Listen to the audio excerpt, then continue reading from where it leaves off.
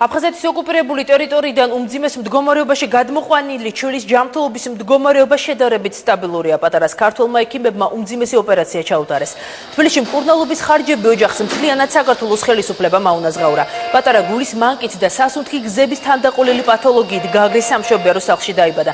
ჯანმრთელობის გაუარესების შემდეგ მშობლებმა დახმარებისათვის საქართველოს მთავრობას 4 თვის წინ მიმართეს.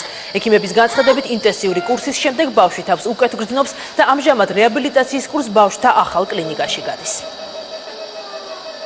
Мы приехали. Ოთხი საქართველოში ვართ. აფხაზეთში გვთავაზობდნენ კრასნოდარის მხარეში ან სოჭში წასვლას ბავშვის სამკურნალოდ, მაგრამ ჩვენ საქართველო ვარჩიეთ. ნამდვილად გაგვიმართლა, ძალიან თბილად შეგვხვდა ყველა. გაუკეთეთ ჩემ შვილიშვილს გადაუდებელი ოპერაცია. ამ ყველაფერში ძალიან გვეხმარება საქართველოს მთავრობა. ბავშვს ჰქონდა შემოსვლისას დიაგნოზი მძიმე რესპირატორული დისტრესი, გულის თანდაყოლილი მანკი, ჩაუტარდა ღია არტერიული სადინარის კორეგირება.